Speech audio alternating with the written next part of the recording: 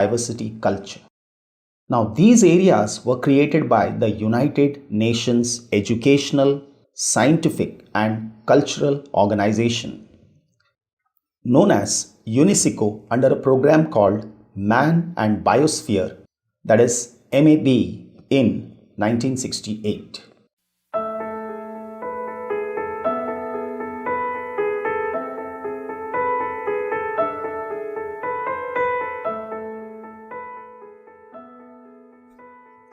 In this video, we shall learn the names of wildlife sanctuaries, national parks and biosphere reserves.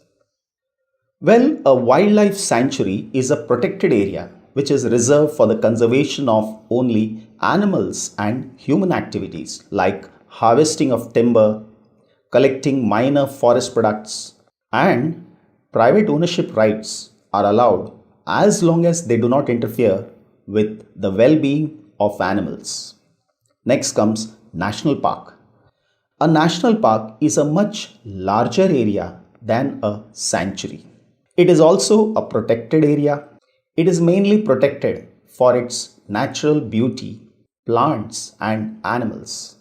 And the public can usually visit these places.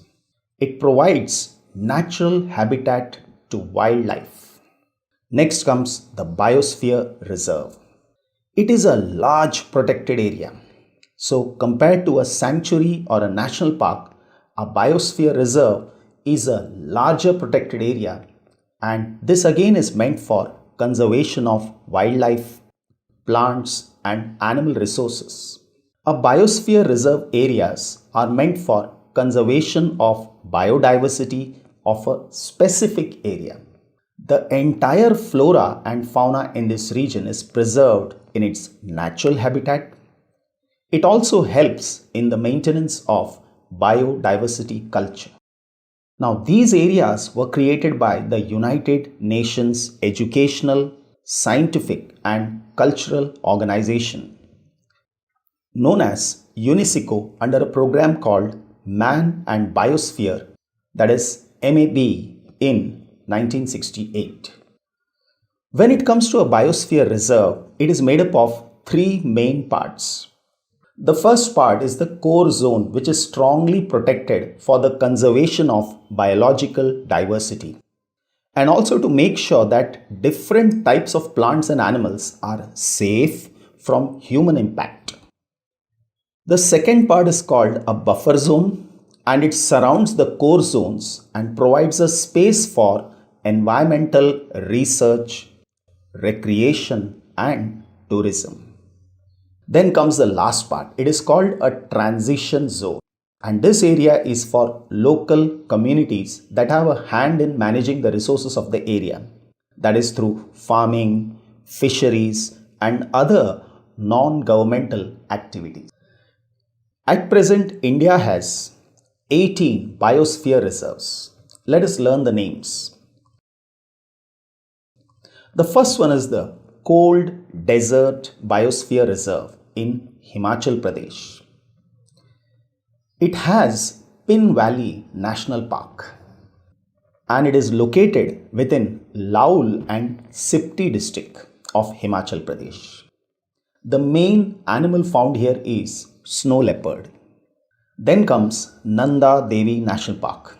It was expanded to encompass the Valley of Flowers National Park and a larger buffer zone, and it was renamed to Nanda Devi and Valley of Flowers National Park in 2005, and now it is Nanda Devi Bioreserve. It covers parts of Chamoli, Pithoragarh and Bageshwar district of Uttarakhand. The main animals found here are snow leopard and Himalayan black bear. Next comes the Kanchenjunga Biosphere Reserve. It is a national park and a biosphere reserve located in Sikkim. The main animals found here is again snow leopard and red panda. Then comes the Dihang Dibang Biosphere Reserve. It lies in Arunachal Pradesh.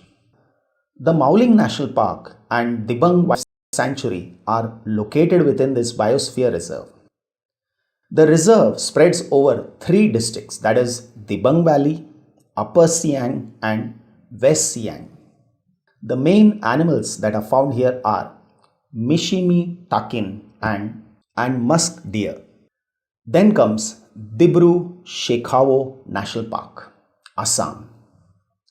It is located in Dibrugarh and Tinsukia district and was designated a Biosphere Reserve in July 1997. The main animal found in this region is golden langur. Then it is Manas National Park or Manas Wildlife Sanctuary. Now it is a national park. It is UNESCO Natural World Heritage Site, a Project Tiger Reserve, an Elephant Reserve and a Biosphere Reserve in Assam. The main animal found here is golden langur and red panda. Then it is Nokek Biosphere Reserve. The core area is a national park and it is located in West Garo Hill districts of Meghalaya. UNESCO added this national park to its list of biosphere reserves in May 2009. The main animal found in this region is red panda. Then it is Kutch Biosphere Reserve. It was designated in January 2008. It covers parts of Kutch, Rajkot, Sundarnagar and Patan districts. It is the largest biosphere reserve in India. The main animal found in this region is Indian bass. Then comes Panchamari Biosphere Reserve. It lies in the Satpura range of Madhya Pradesh. It is located within the areas of Hoshangabad, Betul and Chindwara districts in Madhya Pradesh. The main animals found here is giant squirrel and flying squirrel. The next one is Panna National Park. Now it is a national park located in Panna and Chhatrapur district of Madhya Pradesh.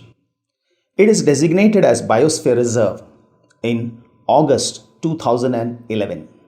The main animals found in Panna National Park are tiger, chital, chinkara, sambar and sloth bear. Next one, the Achanak Mar and Amarkanthak Biosphere. It lies in the state of Chhattisgarh and Madhya Pradesh. In Chhattisgarh, it lies in Bilaspur district and in Madhya Pradesh, it covers two districts, that is Anuppur and Dindori. The main animals found here are four-horned antelope, Indian wild dog and white-rumped vulture. Then comes the Sundarban National Park. It is a national park, tiger reserve and a biosphere reserve lying in West Bengal. The main animal found here is Bengal tiger. In May 1984, it was declared a national park. It is a UNESCO World Heritage Site inscribed in 87. It is considered as a World Network of Biosphere Reserve, that is Man and Biosphere Reserve in 2001. Then it is Simlipal National Park, which lies in Mayurbhanj district of Odisha. This reserve is a part of the UNESCO World Network of Biosphere Reserve since 2009. The important animals found here are gaur, Royal Bengal tiger and Asian elephants. As we come south, it is Sheshachalam Hills. In 2010, it was designated as a Biosphere Reserve. It spreads over two districts, Chittoor and Kadapa of southern Andhra Pradesh. It covers the Tirumala Hills, which is a chain of 7 hills. The main animal found here is slender loris. Next one is the Nilgiri Biosphere Reserve. It is an international biosphere reserve in the Western Ghats and the Nilgiri Hill ranges of South India. It includes the Madhumalai, Mukurti, Nagarhole, and Bandipur National Parks, as well as the Wayanad and Satyamangalam wildlife sanctuaries. Next comes the Agasthamalai Biosphere Reserve. It was established in 2001 in Kerala. It lies in Kerala as well as Tamil Nadu. Agasthamalai Biosphere Reserve became a part of the World Network of Biosphere Reserves in 2016. It is also under UNESCO's World List of Biosphere Reserves. The main animals are Nilgiri tahar and elephants. Then we come to the southernmost part of India, the Gulf of Mannar Marine National Park.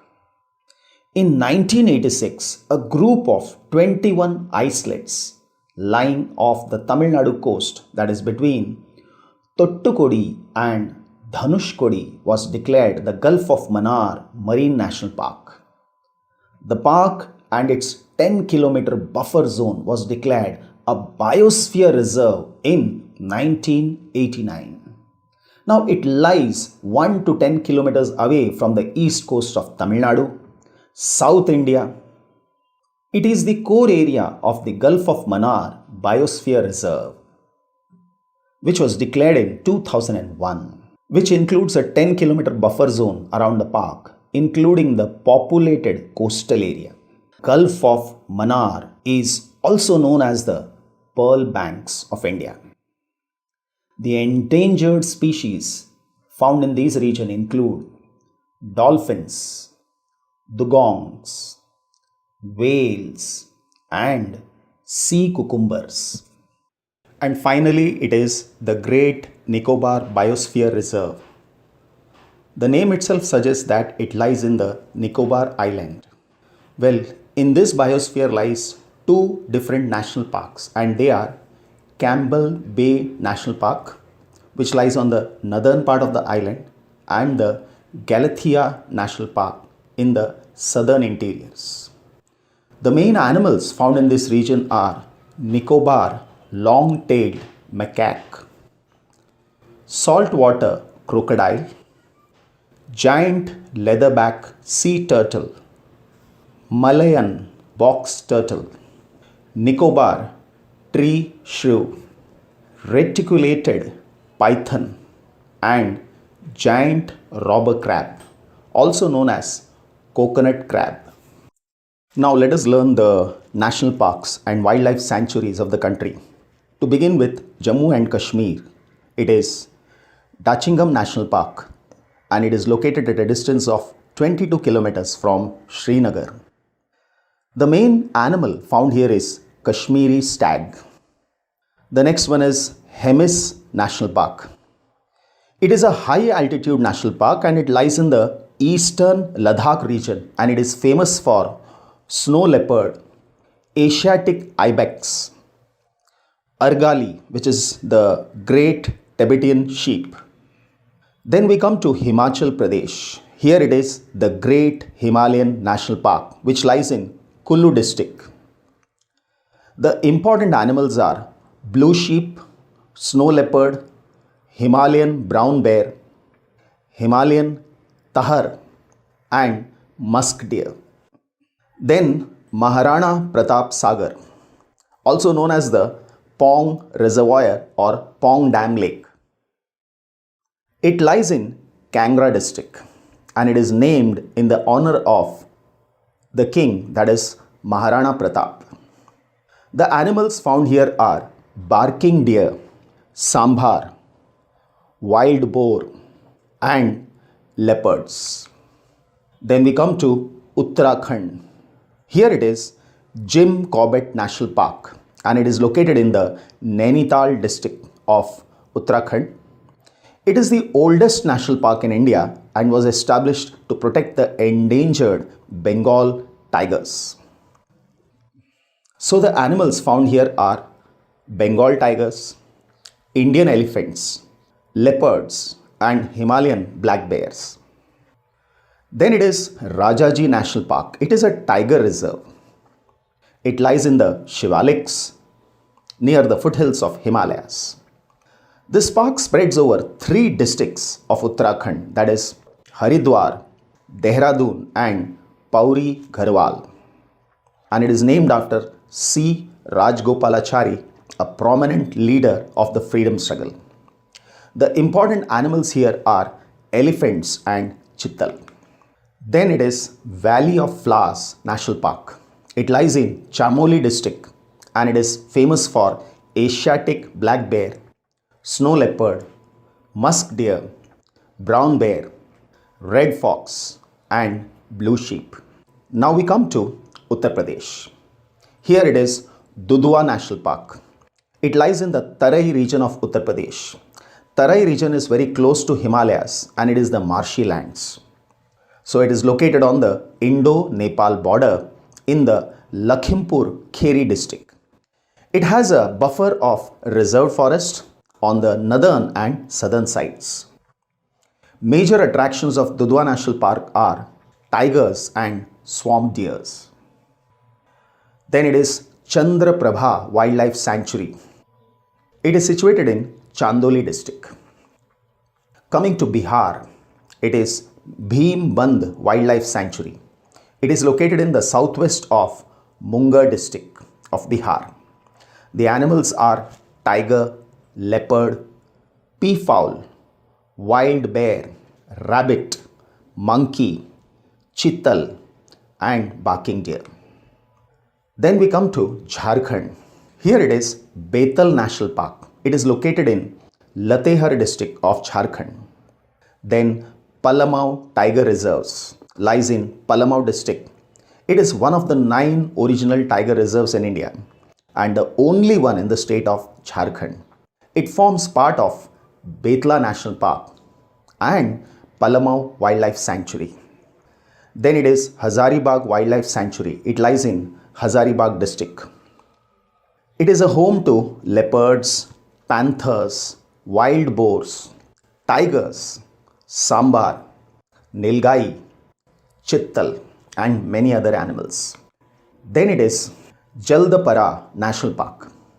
It is situated in Alipurdwar district of northern West Bengal and on the banks of the Torsa river. It has the largest population of the Indian one-horned rhinoceros in West Bengal. Nearby is the Gurumara National Park, known for its population of Indian rhinoceros. It is located in the Jalpaiguri district and it is primarily known for its population of Indian rhinoceros. Kaziranga National Park lies in the Golghat and Nagaon district of Assam. This sanctuary is famous for the one-horned rhinoceros. It is a World Heritage Site and according to the census held in March 2015, the rhino population is 2,401. In Arunachal Pradesh, it is Namdapa National Park. It is the largest protected area in the eastern Himalayas biodiversity hotspot and it is located in the Changlang district. It is also the third largest national park in India in terms of area. Then it is Mauling National Park. It is located in the Upper Siang district and it is a part of the West Siang and East Siang district. It was the second national park to be created in the state after Namdapa National Park in 1972. We come to Rajasthan. Here it is Sarsika National Park. Sarsika is a national park and a tiger reserve located in the Alwar district and it is famous for Bengal tigers. Then it is Ranthambore National Park. It lies in Savai Madhopur district. The important animal here is Bengal tiger. Then Keoladio National Park, formerly known as the Bharatpur Bird Sanctuary. So it lies in Bharatpur district. Then it is Tal Chapar Sanctuary. It is located in the Churu district and it is famous for black bucks and it is a home for variety of birds. Coming to Gujarat, it is Gir National Park. Gir forest lies in the Somnath district and it is very famous for Asiatic lions. Then it is Black Buck National Park at Velavdar and it is situated in the Bhavnagar district. Next one, the Wild Ass Wildlife Sanctuary, which is located in the Little Run of Kutch. In Madhya Pradesh, it is Kanha National Park. It is also a tiger reserve and it is the largest national park of Madhya Pradesh. Here the animals are Bengal tiger, Indian leopards, sloth bear, Barasingha and the Indian wild dog. Next one, the Gandhi Sagar Wildlife Sanctuary. It is located in the Bijapur district of Chhattisgarh and the important animals are tigers and Asian buffaloes. Next we come to Odisha. Here it is Chilka Wildlife Sanctuary. It is located to the southwest of Puri and it is a home to various migratory and local birds such as flamingo, white-bellied sea eagle, Brahmani kite, spot-billed pelicans, bar-headed goose, open-billed stork, etc. In Maharashtra, it is Tadoba National Park. It is also a tiger reserve which lies in Chandrapur district. It is the oldest and the largest national park of Maharashtra. It is famous for Bengal tigers. Then when we come to Mumbai suburban district, it is Sanjay Gandhi National Park. In Andhra Pradesh, Telangana, it is Nagarjun Sagar Sri Sailam Tiger Reserve. It is the largest tiger reserve in India. This reserve spreads over 5 districts, that is Nalagonda, Mehboob Kurnool, Prakasham and Guntur district of Andhra Pradesh and Telangana. It is famous for Bengal tigers, Indian leopards, sloth bear and many other animals. Then it is Kaundinya Wildlife Sanctuary. It is an elephant reserve and it is situated in the Chittoor district. Next one is Vedantangal Bird Sanctuary. It is again a protected area located in Kanchipuram district of Tamil Nadu. Then it is Mudumalai National Park and Wildlife Sanctuary. It is also declared as a tiger reserve. It lies on the northwestern side of the Nilgiri Hills, which is also known as Blue Mountains in the Nilgiri district. In Karnataka, it is Nagarhole National Park. It is also known as Rajiv Gandhi National Park. It is located in the Kodagu district and Mysore district.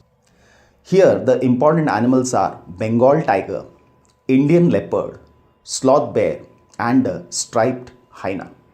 When it comes to herbivorous animals, it is Chittal, Sambar, barking deer, four-horned antelope and the Indian elephants. The next one is Kudremukh National Park. It is located in the Chikmagalur district. Then it is Bandipur National Park. It is located in the Chamarajanagar district. Here the important animals are Indian elephants, cows, tigers and sloth bear. Finally coming to Kerala. Here it is Periyar National Park and Wildlife Sanctuary. It is again a protected area near a popular place known as Thekkady in the district of Idukki, Kottayam and Pattanamitta. It lies in the middle of the mountain areas of Cardamom Hills. Here the important animals are Indian elephants, gaur, sambar, wild pig, Indian giant squirrel. Then it is Silent Valley National Park. It is located in the Nilgiri Hills within the Palaghat district. Finally, it is Kumarakum Bird Sanctuary and it is situated in Kottayam district.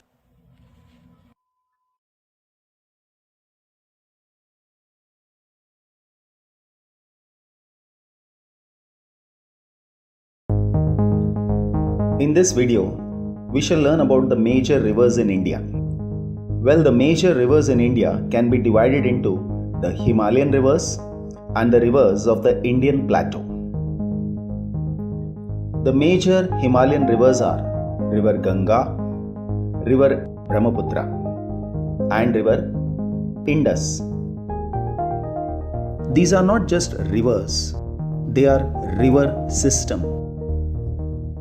River Ganga is the longest and the most important river of India. It is 2,525 kilometers long and it flows through the states of Uttarakhand, Uttar Pradesh, Bihar, Jharkhand, and West Bengal. River Ganga is the most sacred river to Hindus. It is also a lifeline to millions of Indians who live along its course and depend on it for their daily needs. River Ganga originates from Gangotri Glacier at Gomukh. The headwaters of Ganga is known as Bhagirathi. It joins River Alaknanda at Devprayag, and from here the river is known as Ganga. Yamuna is the second largest tributary of Ganga. River Yamuna originates at Yamunotri and joins Ganga at Allahabad.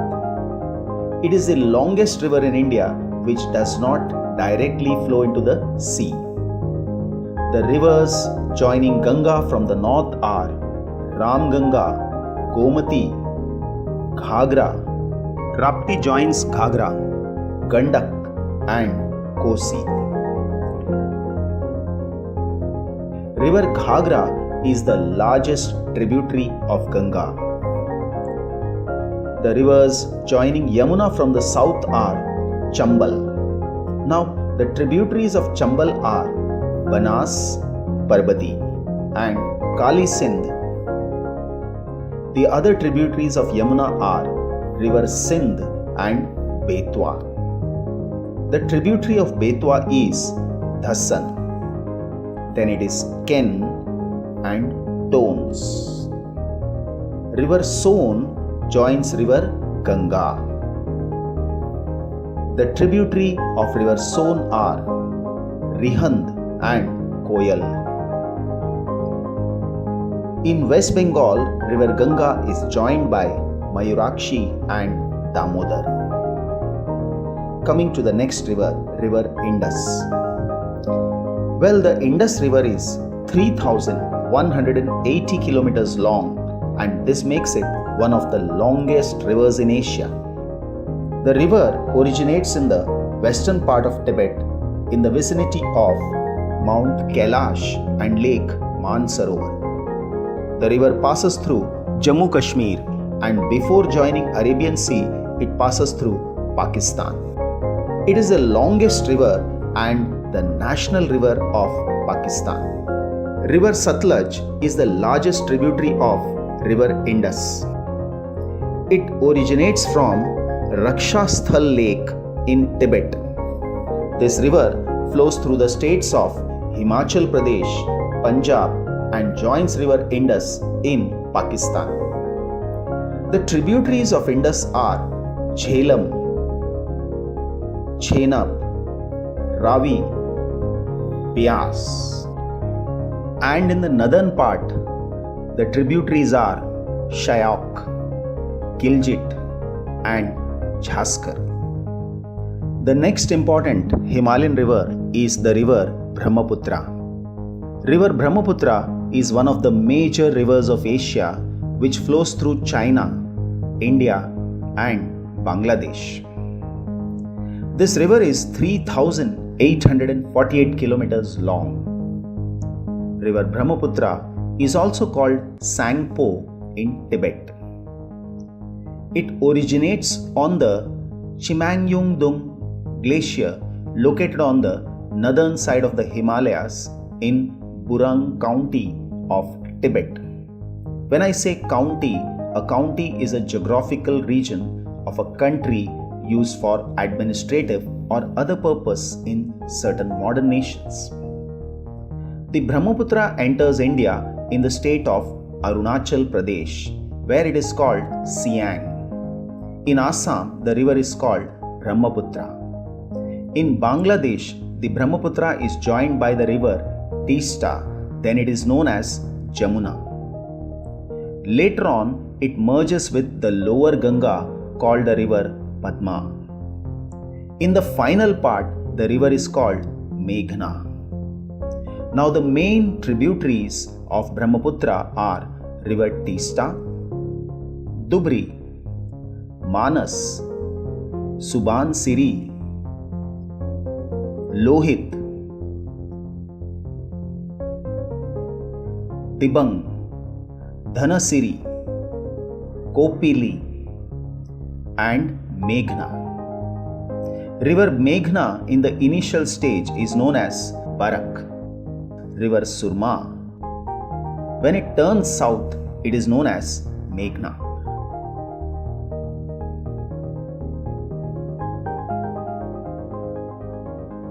The important rivers of the Indian plateau are Mahanadi, Godavari, Krishna, Kaveri, Narmada and Tapi. River Mahanadi originates in Chhattisgarh. It is an important river of Chhattisgarh and Odisha. The tributaries of river Mahanadi are Seonath, Hasdev, Mand, Ib, Ong and river Tel. River Godavari is the second longest river in India after the river Ganga. It has its source at Triambakeshwar. The main tributaries of river Godavari are river Pravara, Puma, Wainganga. The tributaries of Wainganga are Penganga and river Vardha. Then it is Manjara and Indravati.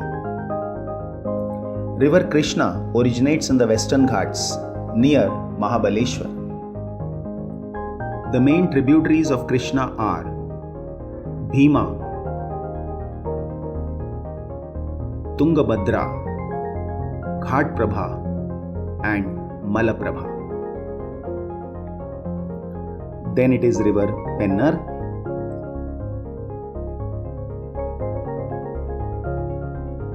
and river Kaveri. The two important westward flowing rivers of India are river Narmada and river Tapi. River Narmada is the longest westward flowing rivers of India. Thank you for watching.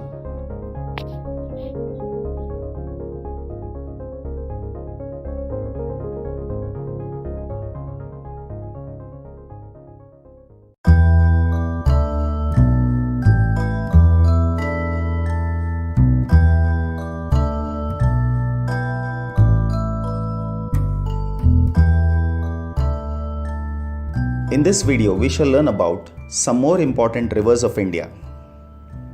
In the southern part of India, the important eastward flowing rivers are river Pennar, river Palar, river Ponnayar, river Kaveri and river Vaigai. River Kaveri is the most important river of Karnataka and Tamil Nadu. This river is 765 kilometers long and it originates from Talakaveri, Kodagu in Karnataka. The important tributaries of river Kaveri are Hemavati, Shimsha, Arkavati, Kabini, Bhavani, Noyal and Amravati. In Kerala, the most important river is river Periyar. This river is 244 kilometers long. Coming to the central part of India, we have river Narmada. It is the longest westward flowing river of India. This river is 1312 kilometers long. River Narmada originates from Amarkantak Plateau near Maikal Range. It is the fifth longest river in the Indian subcontinent and the third longest river that entirely flows within India after river Godavari and river Krishna.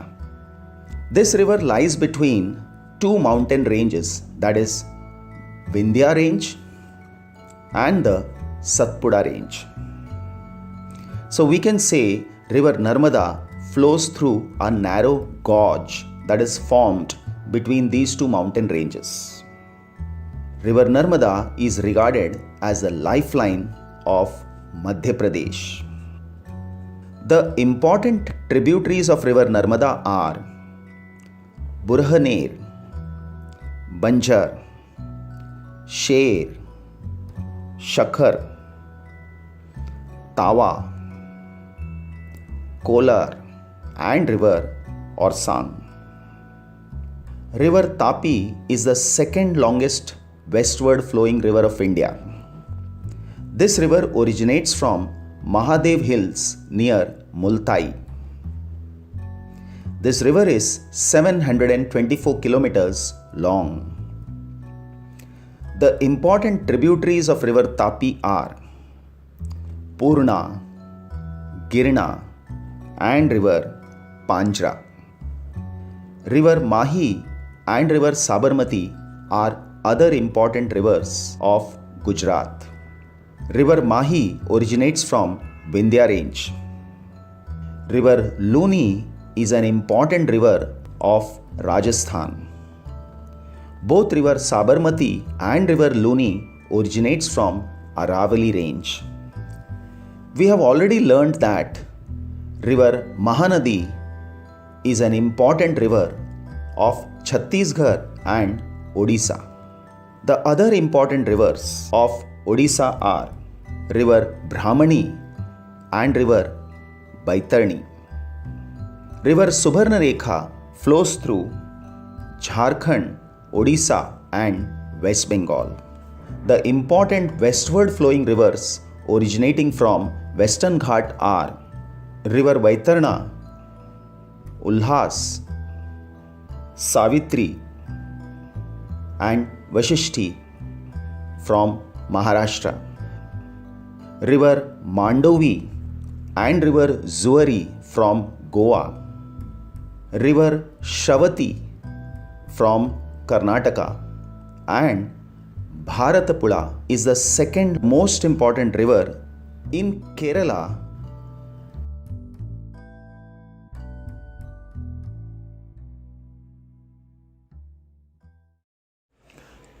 In this video, we shall study the climate of India.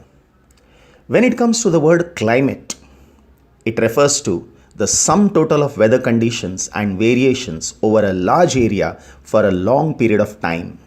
That is for more than 30 years. So, if I study the weather conditions of India for a period of more than 30 years, we come to a conclusion that the climate of India is monsoon type. Okay, if this is the definition of climate, what is weather? Weather refers to the state of the atmosphere over an area at any point of time. That means, say if it is raining, I will say it is a rainy day and the weather is rainy. If it is very cool outside, I will say the weather is cool. Now these two words, that is climate and weather, they are made up of the same elements, that is temperature, atmospheric pressure, wind, humidity and precipitation. Now you may have observed that the weather conditions fluctuate very often within a day. On the basis of generalized monthly atmospheric conditions, the year is divided into seasons such as winter, summer and the rainy season. When it comes to India, the climate of India is described as the monsoon type. Now this type of climate is found mainly in the South and Southeast Asia. The word monsoon comes from the word mausam, and it refers to the winds which change their direction. Again in India, the winds blow from southwest to northeast and northeast to southwest. We shall study in detail a little later as to why these winds blow in these directions. Now, if I take India, India has monsoon type of climate. Now, in spite of an overall unity in the general pattern, there are clear regional variations that can be seen in climatic conditions within the country. Let us take two important elements, that is temperature and precipitation, and examine how they vary from place to place and season to season.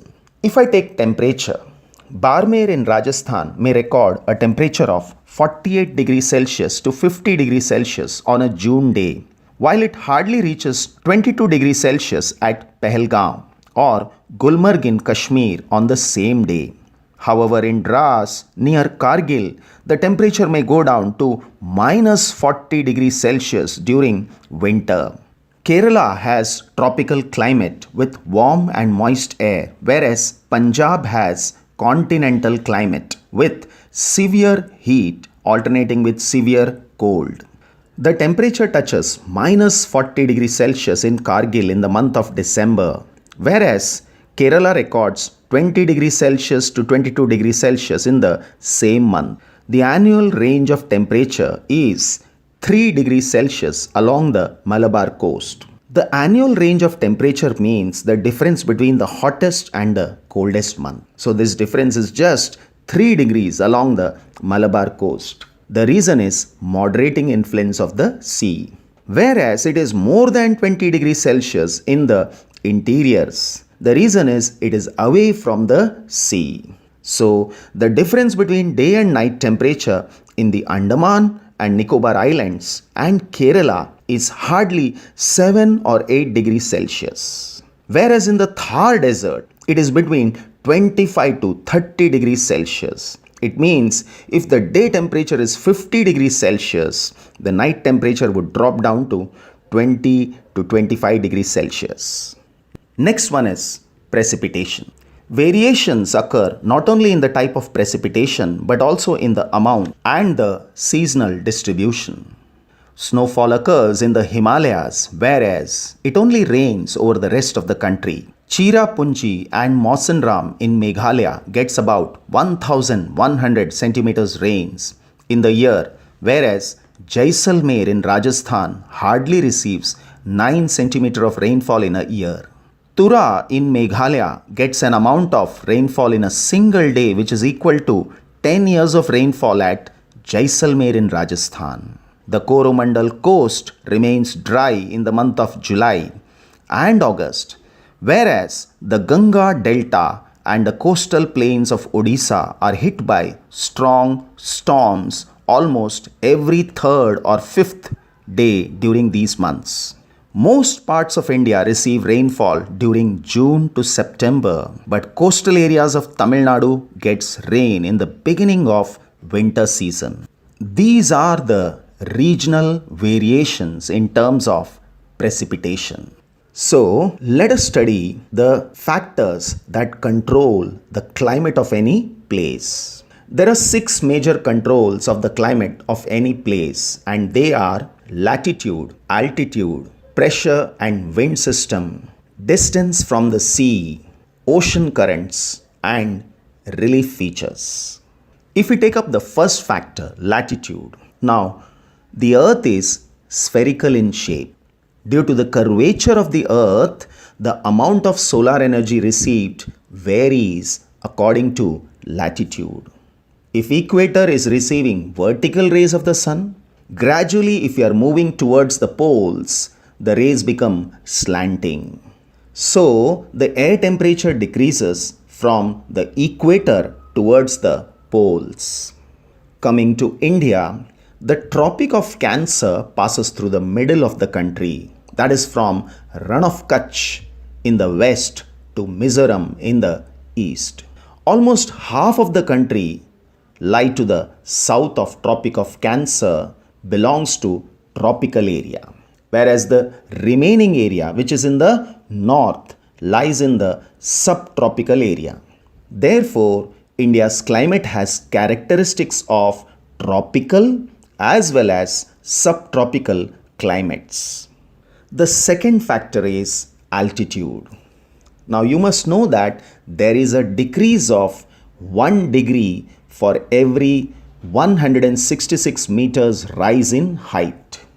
This is because as one goes from the surface of the earth to higher altitudes, the atmosphere becomes less dense and the temperature decreases. The hills are therefore cooler during summers. Now, India is covered by different landforms. That is, India has mountains, plateaus, and plains. So, it results in difference in temperature. If I take up Himalayas, Himalayas have an average height of about 6,000 meters. On the other hand, if I take up coastal plains, the maximum elevation is about 30 meters. The Himalayas prevent the cold winds from Central Asia from entering the subcontinent. It is because of these mountains that this subcontinent experiences comparatively milder winters as compared to Central Asia. The coastal plains, on the other hand, creates a moderating influence on the climate. This is because of the sea breeze and the land breeze. Next one is the pressure and the wind systems. We will study this under three categories, that is pressure and surface winds, then upper air circulation, and western cyclonic disturbances and tropical cyclones. Based on the rotation and revolution of the earth and the apparent movement of the sun, different pressure belts have developed on the earth, and the surface winds move from high pressure areas to low pressure areas. Some of the important wind on the earth are easterlies, westerlies, polar winds, and the monsoon winds.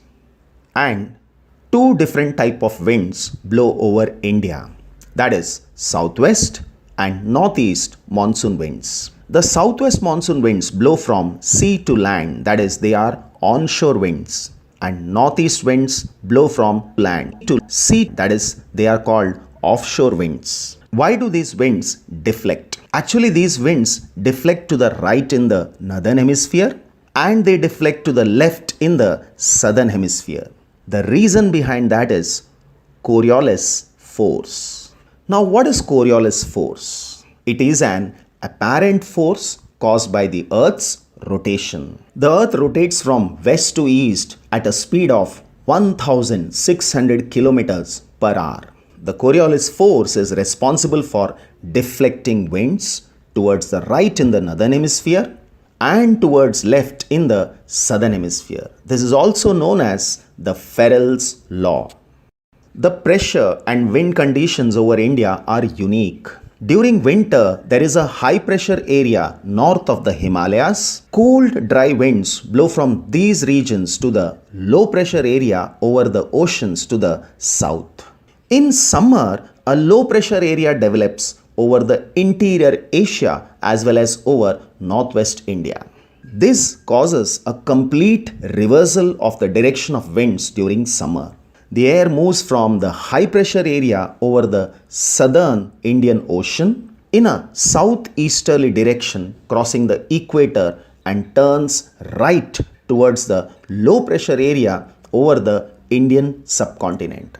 Now, these are known as southwest monsoon winds, and these winds blow over the warm oceans, gathering moisture and bringing widespread rainfall over the mainland of India. The upper air circulation in this region is dominated by the westerly flow. An important component of this flow is the jet streams. When I say jet stream, it refers to winds that blow at a great speed. Now, these jet streams are located approximately over 27 to 30 degrees north and south latitude, and therefore they are known as subtropical westerly jet streams.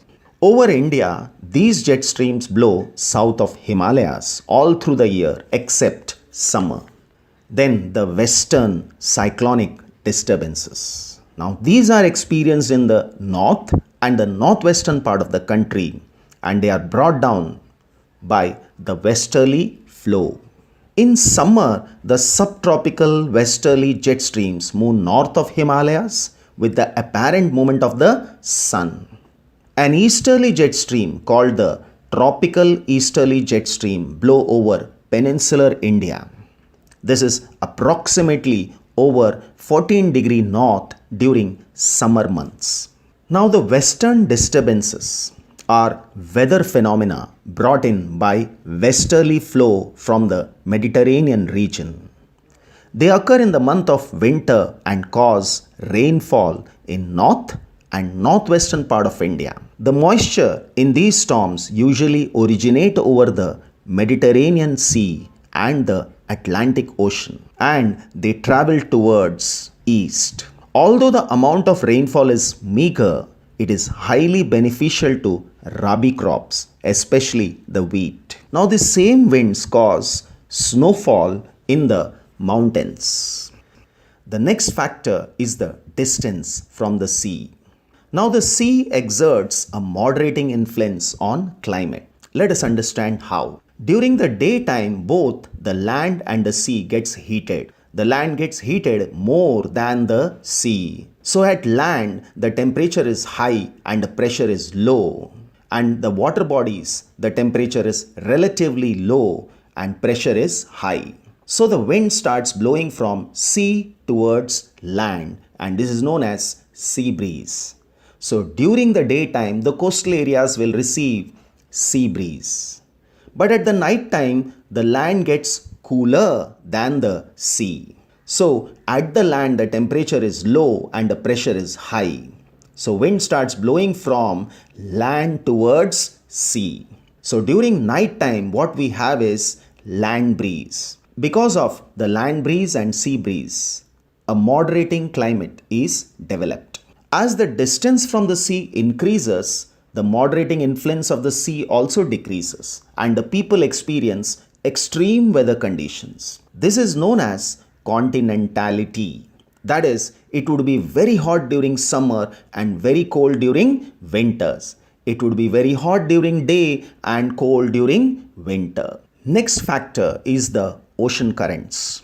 Ocean currents are large masses of surface water that circulate in regular patterns around the ocean. The warm currents move from equator towards the poles, and the cold currents move from the poles towards the equator. For example, any coastal area with warm or cold currents flowing past it will be warmed or cooled if the winds are onshore.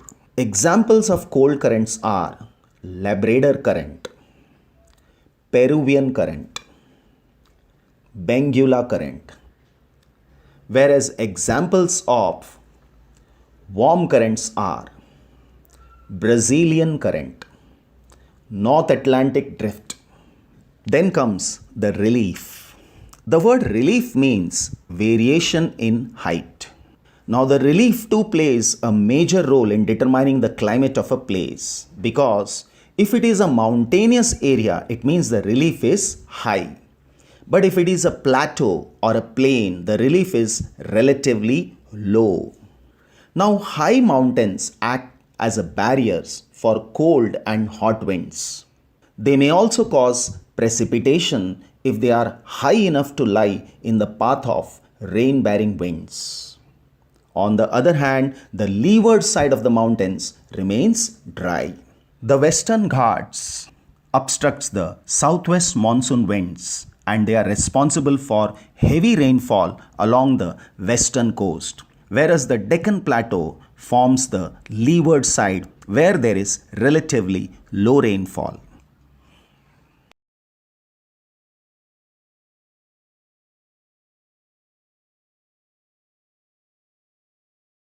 In this video, we shall learn about the development of monsoons in India. Well, the monsoons in India are experienced in the tropical area, roughly between 20° north and 20 degrees south. To understand the mechanism of monsoons, the following facts are important. Heating and cooling of land and water. Second, the shifting of ITCZ. Third, the presence of the high pressure area east of Madagascar. Then, intense heating of the Tibetan plateau, the westerly and the easterly jet streams, and the development of El Nino and ENSO, differential heating and cooling of land and water. This creates a low pressure on the landmass of India, while the seas around experience comparatively high pressure. And we have learnt about this in the first part. So we directly go to the next part, and that is shifting of the ITCZ zone. If I take up the globe has important pressure belts, and they are: first one, equatorial low pressure belt, then subtropical high pressure belt, and subpolar low pressure belt. Now this region is known as the tropical region. Since equator is a low pressure belt, winds from subtropical high pressure belts move towards equator. Now these winds are known as trade winds, and these winds are also known as easterlies. Now these winds converge at the equator, and this region is known as ITCZ zone, that is intertropical convergence zone. Since the convergence of the easterlies, that is the northern easterlies and the southern easterlies, happen in this region, it is known as intertropical convergence zone. Now the ITCZ zone keeps shifting towards the northern and the southern hemisphere. This happens because of the apparent movement of the sun. We all know that the earth rotates and revolves around the sun. On 21st of March, the vertical rays of the sun falls on the equator. But as it is shifting to, say, a second position, 21st of June, the vertical rays of the sun falls on the Tropic of Cancer. When it comes to 23rd September, the vertical rays of the sun falls again on the equator. Here we understand that the apparent movement of the sun is in the north, because the northern hemisphere is tilted towards the sun. But from 23rd September onwards, the southern hemisphere faces the sun. So the apparent movement of the sun is towards the south.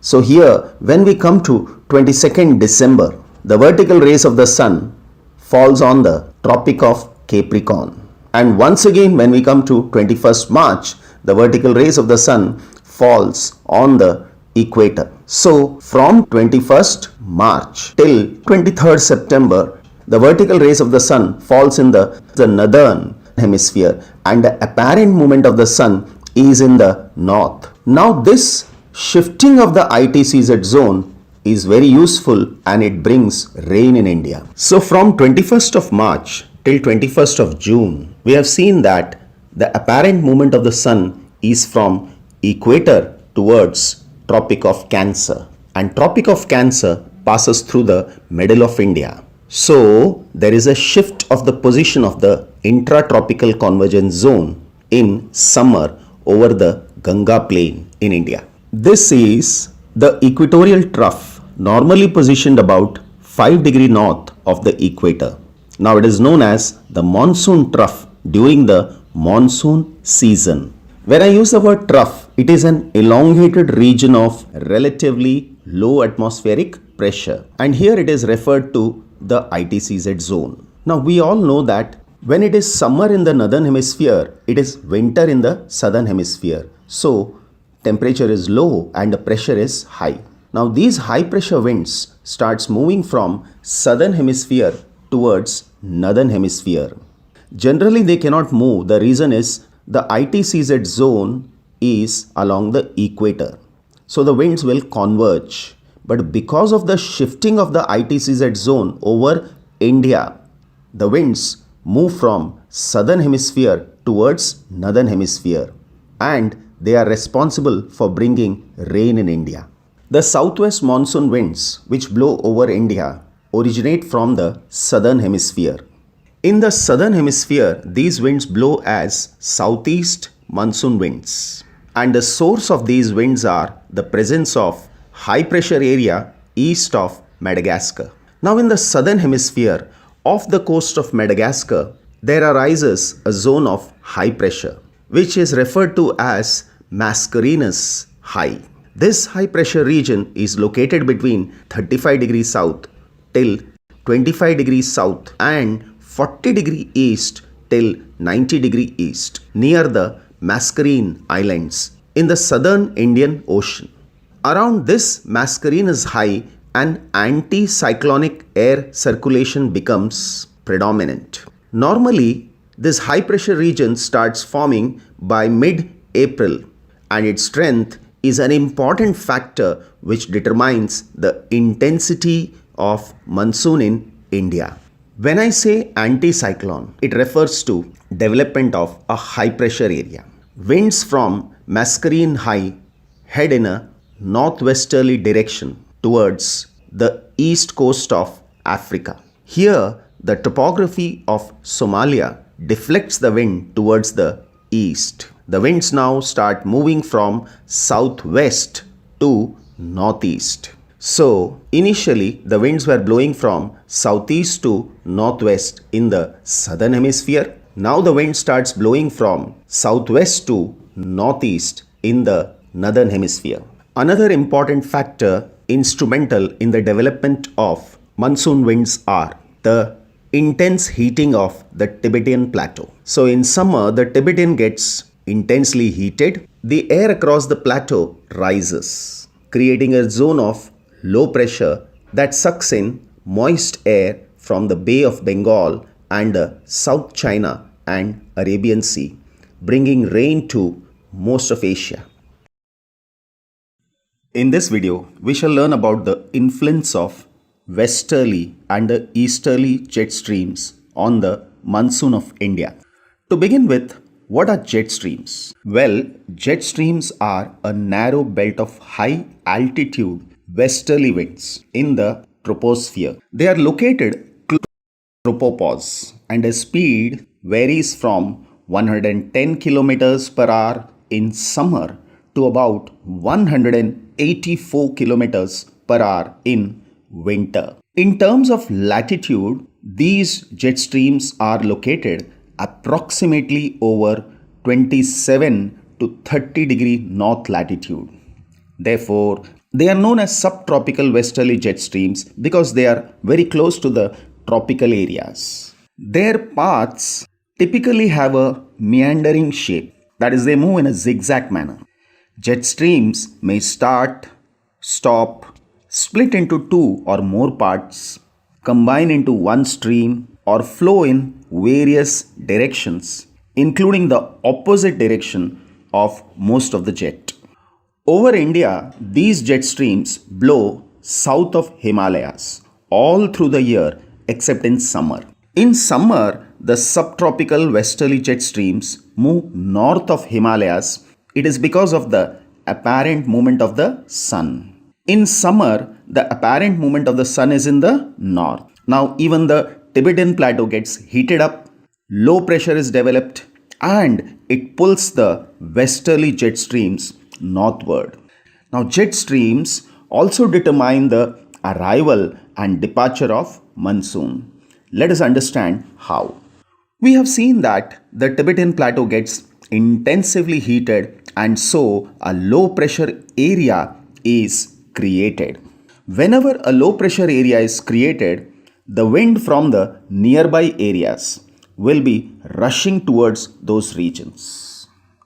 These winds not only just come towards these low pressure areas, they also bend. Now, since these winds are in the northern hemisphere, they will bend towards the right. It is because of the Coriolis effect.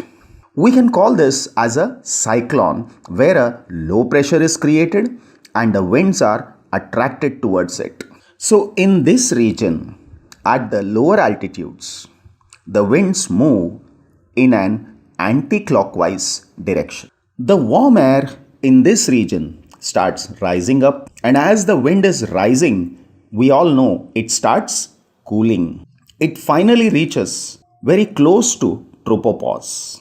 Since at this point the air is cool and the temperature is low, so the pressure is high.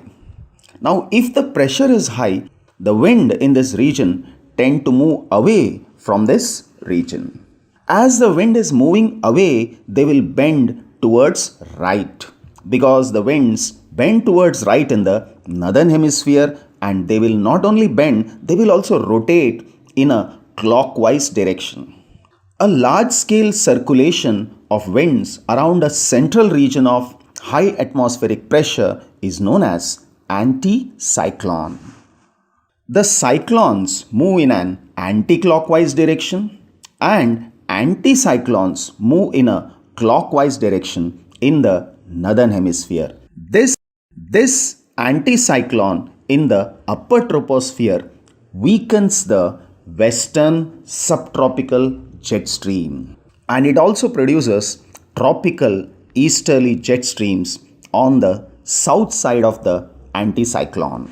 Now these western subtropical jet stream divides into two. One moves over the northern part of the Tibetan plateau and the other one moves over the southern part. Finally, in the northeastern part of India, it develops into easterly jet streams on the southern side of the anticyclone.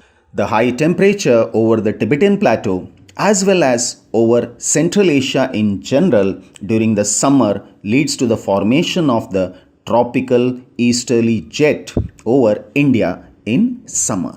This easterly jet stream extends westward across India over the Arabian Sea and to the eastern Africa. The air finally descends over Mascarene High and strengthen the pressure cells.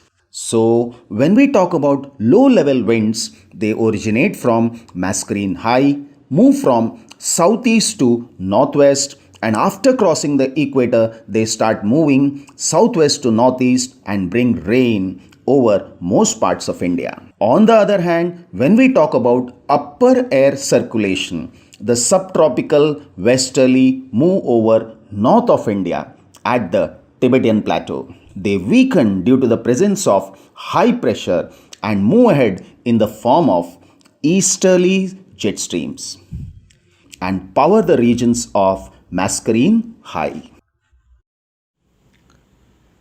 By now, we have learnt various factors which influence the climate of any place. And we have also learnt the various factors which influence monsoon in India. So now we are ready to learn the seasons in India. Well, the four important seasons in India are hot and dry summer, rainy season, season of retreating monsoon, and cool and dry winter. According to me, there are only two seasons. One is summer and other one is winter. Now when I say summer, we all understand the days are long and nights are short. And when I say winter, it is nights are long and days are short. And when it comes to rain, India receives rain in summer. We shall understand all these in detail in the coming videos. Now to understand the seasons, we must understand the rotation and revolution of the earth. To begin with, on 21st of March, the vertical rays of the sun falls on the equator. On this day, the day and night are equal on the earth. But as we start moving to the second position, that is 21st of June, the northern hemisphere tilts more and more towards the sun. The day becomes longer and the night becomes shorter. This gives rise to summer conditions. On 21st of June, the vertical rays of the sun falls on the Tropic of Cancer and the day is longest in the northern hemisphere. and this is the time when India experiences summer.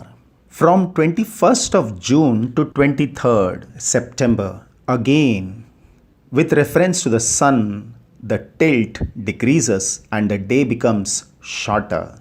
But still in this phase, the days are longer and nights are relatively shorter. This is the time India mainly receives rain. So it is rainy season for India. From 23rd September, the southern hemisphere faces the sun.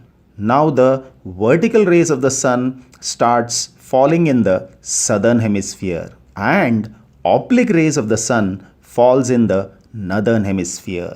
For northern hemisphere, the nights are longer and the days are shorter. In this phase, India experiences season of retreating monsoon. On 22nd December, the vertical rays of the sun falls on Tropic of Capricorn. So on this day, the night is longest in the northern hemisphere. Even from 22nd December to 21st March, the nights are long and the days are short. And this is the time India mainly experiences winter. This entire phase is known as Dakshinayana, and the apparent movement of the sun is in the south. This entire phase is known as Uttarayana, and we say that the apparent movement of the sun is in the north. Coming back to summer in India. The summer starts in India from the beginning of March and continues up to June. By May, most of India's interior experiences mean temperature over 32 degrees Celsius, while maximum temperatures often exceed 40 degrees Celsius. In the northwestern part of India, temperatures around 48 degrees Celsius are not uncommon. In South India, the hot weather is not as intense as in North India. The reason is the moderating influence of the ocean together with the peninsular situation of South India. Now, these two factors keeps the temperatures lower than that in North India. The temperatures therefore remain between 30 degrees Celsius and 32 degrees Celsius in South India. Plateaus and hills are also relatively cool because of the elevation. In the interiors, the diurnal range is large, especially in the interior part lying on the west of the subcontinent. In summer, North India comes under the influence of Lu. Lu is a strong, dusty, hot and dry summer wind from the west which blows over the western Indo-Gangetic plain regions of North India. It is especially strong in the month of May and June due to its very high temperatures. Exposure to it often leads to fatal heat strokes. Since it causes extremely low humidity and high temperatures, it has a severe drying effect on vegetation, leading to widespread browning in the areas affected by it during the months of May and June. The Lu ends in late summer with the arrival of the monsoon. The hot and dry winds from northwest of India and the warm and moist winds from Bay of Bengal converge at around Chota Nagpur Plateau. This results in thunder and lightning. These thunderstorms are accompanied with strong winds and heavy rainfall, mainly in the states of Assam and West Bengal. These local winds are known as Kal Baisakhi, which means the calamity of the month of Baisakh. They bring rainfall in Assam, West Bengal, and Odisha. This rainfall is quite beneficial for the growth of jute and rice in West Bengal and tea in Assam. The coastal areas of Kerala and Karnataka receive rainfall in these regions. These are known as the pre-monsoon showers.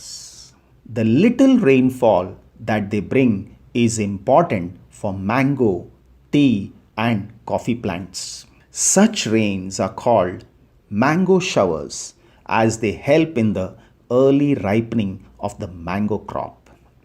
In Karnataka, they are called coffee showers or cherry blossom because again they are helpful in the growth of coffee plantations. We have already seen different reasons as to why the southwest monsoon winds develop. To sum up again, the reasons are: first one, development of high pressure regions around Mascarene Islands. Second one, the shifting of ITCZ. Third, the Coriolis force. Fourth, differential heating and cooling of land and sea. And the fifth, the movement of the ocean currents. Now, when it is summer in the northern hemisphere, it is winter in the southern hemisphere. So, in the southern hemisphere, temperature is low and the pressure is high. The wind starts blowing from a high pressure area towards the low pressure area, that is from southern hemisphere towards northern hemisphere. The winds move from southeast to northwest in the southern hemisphere, and after crossing the equator, the winds take up the direction that is southwest to northeast. When they enter the Indian Ocean, they get divided into two branches, that is the Arabian Sea branch and the Bay of Bengal branch. The Arabian Sea branch further divides into three parts. The first part is obstructed by the Western Ghats. The Western Ghats lie parallel to the western coast. Now, as the winds go up the slopes of Western Ghats, the temperature decreases and they are subjected to condensation. The amount of rainfall increases with increasing height along the windward side. When the clouds cross the Ghats, they descend. Their ability to absorb moisture increases. So they give very little rain on the other side, that is on the rain shadow regions. So there is heavy rainfall on the western coastal plains and the western side of the Western Ghats. In the Western Ghats, we have Mahabaleshwar at higher altitudes, where the rainfall is 675 centimeters. Whereas Pune, which lies on the rain shadow region, receives only 70 centimeters of rainfall. When I say 70 centimeters, this is the way we measure rainfall. Rainfall is measured with an instrument named as rain gauge. So whenever there is rain, this instrument is kept in the open, and whatever water accumulates in it, based on the height, it is said 70 centimeters. The second branch of the Arabian Sea monsoon winds strikes the coast of Mumbai. These winds move further along the Narmada and Tapi river valleys. They cause a fair amount of rainfall in central India. The Chota Nagpur plateau receives 15 centimeters of rainfall from this branch. After that, it enters the Ganga plains and mingles with the Bay of Bengal branch. The third part of the Arabian Sea branch strikes the coast of Saurashtra and then Kutch. It passes over western Rajasthan and along the Aravalli range. It gives scanty rainfall in these regions because the Aravalli range lies parallel to the southwest monsoon winds. The Arabian Sea branch joins the Bay of Bengal branch in Punjab and Haryana and gives rainfall in the western Himalayas. The Bay of Bengal branch is directed towards the coast of Myanmar and parts of southeast Bangladesh. However, owing to the presence of the Arakan Hills along the coast of Myanmar, a large part of this branch of monsoon is deflected towards the Indian subcontinent. The monsoons therefore enter West Bengal and Bangladesh from south and southeast. Now, this branch bifurcates into two branches. One moves along the Ganga plain and the other one along the Brahmaputra valley. The one that moves along the Ganga plain starts giving rainfall along the North Indian plains. It gives heavy rainfall in West Bengal. But by the time the winds reach Punjab and Haryana, they go dry. That is why they receive very little rainfall from these winds. During this particular season, Kolkata receives about 120 centimeters, Patna 102 centimeters, Allahabad 91 centimeter, and Delhi 56 centimeters of rainfall. The second branch, which moves in the northern direction, gives heavy rainfall in the Garo Khasi and Jayantia hills of Meghalaya. Now, Chirapunji and Mausinram, that are located on the crest of the southern range of Khasi Hills, receives the highest average annual rainfall in the world. So we conclude that the distribution of rainfall received from southwest monsoon is largely governed by the relief and topography. When I say relief, it refers to variation in height. And wherever there are mountains, the relief is high. And wherever there are plains and plateaus, the relief is relatively low. And when I say topography, it refers to nature and slope of the land. The Tamil Nadu coast remains dry during this season.